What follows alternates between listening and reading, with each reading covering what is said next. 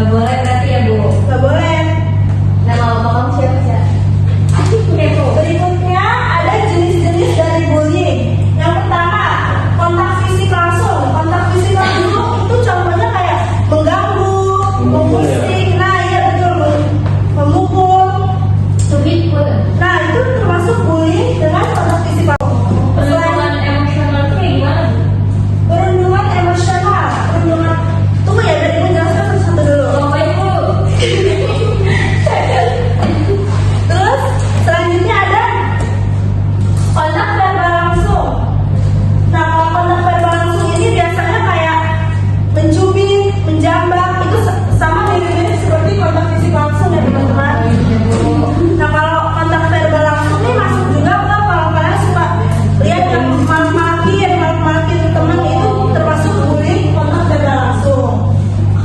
Selanjutnya itu ada perilaku non verbal langsung.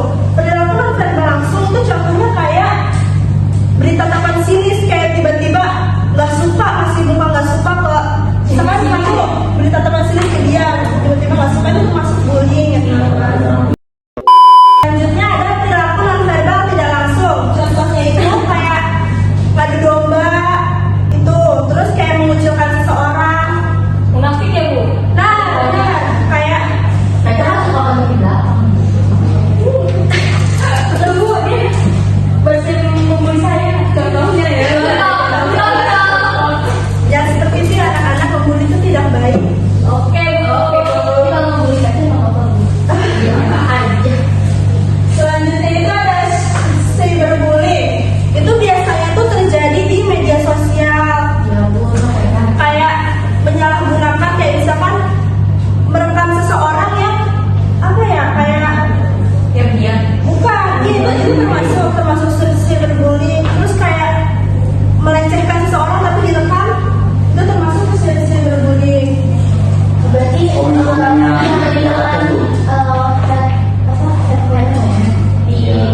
Ya, komen-komen negatif di sosial media itu termasuk cyberbullying ya teman-teman.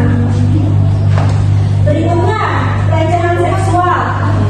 Itu perilaku yang berupa agresi fisik. Apa sih itu agresi? Ada yang tahu agresi sebelumnya? Agresi itu kayak perilaku yang dilakukan secara sengaja untuk menyebabkan kerusakan fisik atau mental seseorang. Oh, jadi ini seperti rusak secara fisik gitu Bu. Iya, seperti itu pelecehan seksual. Itu kan bisa merusak fisik dan mental ya. Iya. Jadi trauma. Nah, meninggalkan rasa trauma pada korban ya. teman-teman. Selanjutnya, perundungan emosional.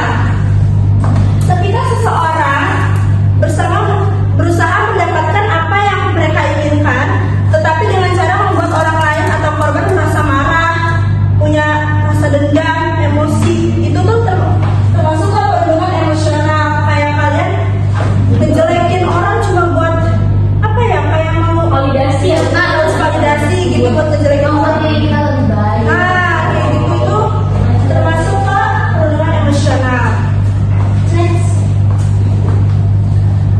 Berikutnya ada penyebab bullying. Ini penyebab dari korban bullying. Korban memiliki kekurangan dalam aspek fisik maupun psikologis sehingga merasa dikucilkan. Terus kurang pandai dalam berkomunikasi, kurang mampu untuk membela diri, memiliki percaya diri yang rendah, memiliki sedikit teman. Ini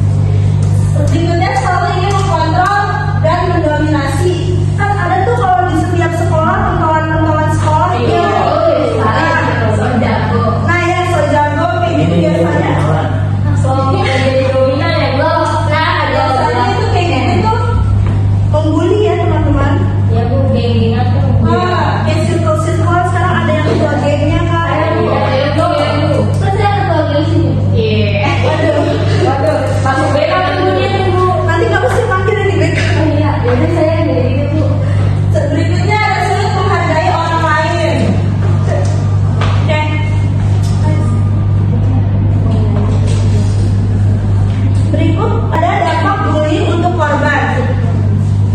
Yang pertama fisik. Korban tuh bisa jadi kayak kena, kalau bullying kan biasanya ada kekerasan. Nah ini fisik, kekerasan kayak jadi mungkin jadi pusing, ya lemah, kayak gitu. Jadi sakit-sakitan, kayak gitu. Nah terus berikutnya itu gangguan mental. Itu kayak penderita tuh jadi kayak korban tuh jadi trauma, gelisah, cemas, kayak dia merasa takut setiap waktu kayak gitu. Dia takut ke sekolah karena ada orang itu ya Bu. Iya, jadi kan kayak gitu ya terganggu mentalnya. Nah, Oh, berikutnya akademik itu juga menurunkan kemampuan analisis. Jadi mempengaruhi dan kayak menurunkan produktivitas sehari-hari gitu lah teman-teman. Berikutnya ada contoh kasus.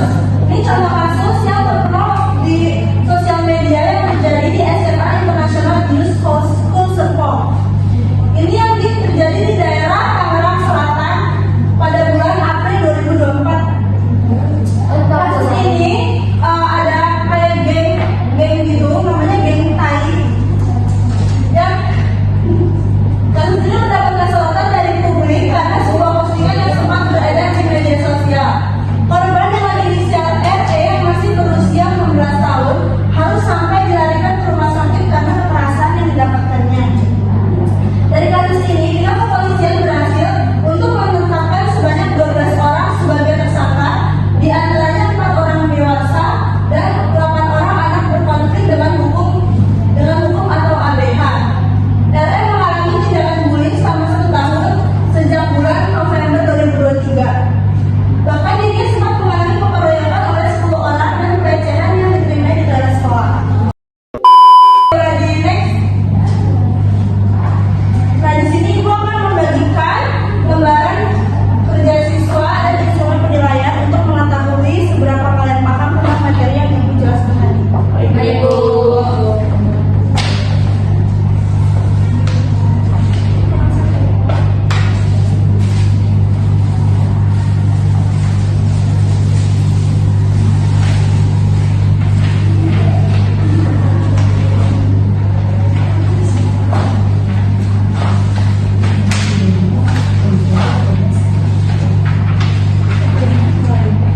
Makasih Bu. Nanti kalau udah selesai boleh langsung pulang ke ibu ya. Ibu kasih waktu selama 2 menit untuk kalian mengerjakan.